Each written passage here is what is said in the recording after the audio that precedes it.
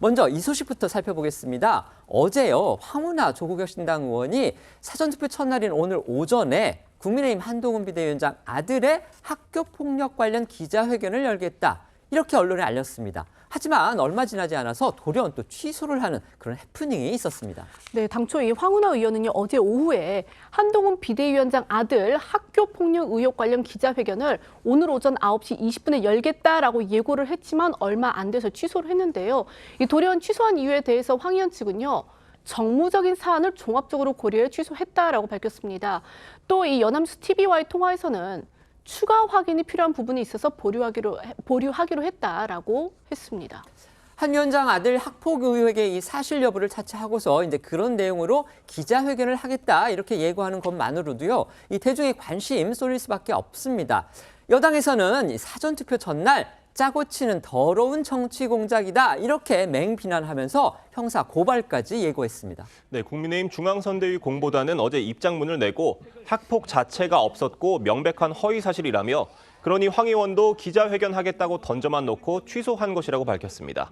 또 한 위원장 아들의 학폭 의혹이 민주당 조국혁신당 그리고 모 언론사 기자의 정치 공작이라는 취지로 주장했습니다. 여당이 이렇게 정치 공작이다 주장하는 근거 뭘까요? 네, 국민의힘은 사전투표일이 임박한 시점에 민주당 강민정 의원이 고위공직자의 자녀가 학폭에 연루됐다는데 학교 측이 은폐 축소 처리했다는 취지로 뜬금없는 허위 보도 자료를 냈고 모 언론사가 기다렸다는 듯이 이를 익명으로 보도했다고 주장을 합니다.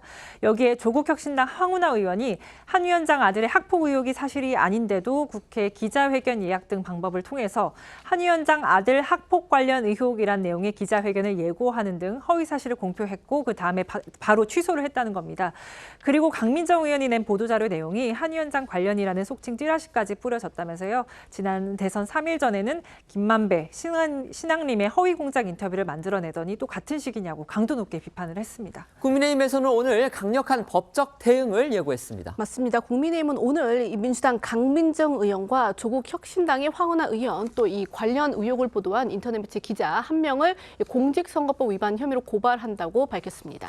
한 위원장 오늘 이 논란에 대해서 입장을 밝혔습니다. 민주당 김의겸 의원이 한 위원장과 관련해서 이 잘못 짚었던 거죠. 결국 이른바 청담동 술자리 의혹이 있었고요. 또 2021년 서울시장 보선 때 오세훈 서울시장과 관련해서 불거졌던 이른바 생태탕 의혹을 거론을 하면서 두고 보지 않겠다. 날을 세웠습니다. 네, 오늘 오전 인천 미추홀구 지역 유세에 나선 한 위원장은요, 이 기자회견을 돌연 취소한 황운하 의원에 대해서 쌍팔년도에 쓰던 협잡 정치질이다라고 강도 높게 비판을 했는데요. 그러면서 이 기자회견 취소 이후에 침묵하고 있는 황 의원을 향해 왜 아무 말이 없느냐라고 목소리를 높였습니다. 또 이 정부의 마약 수사 때문에 할로윈 참사가 일어났다고 주장을 했던 이 황 의원의 과거 발언을 재차 꼬집기도 했는데요. 한 위원장의 오늘 목소리 들어보시겠습니다. 어그로만 끌고 그냥 오물만 끼얹겠다는 것이죠. 선거 당일날에요. 자기들이 자신 있으면 기자회견 하면 됩니다. 기자회견 하겠다고 얘기해놓고 기자회견도 취소한다?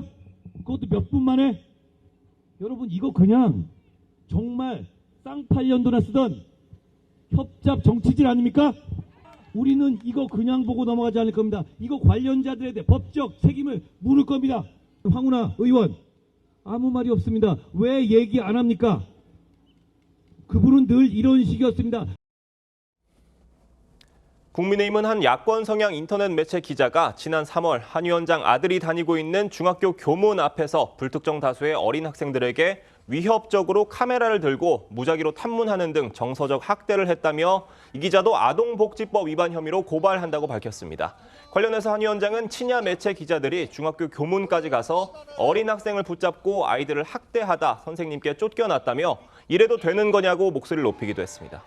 한 위원장 아들의 학교를 찾아가서 취재했다. 이런 이 해당 매체도요, 반론을 내놨습니다.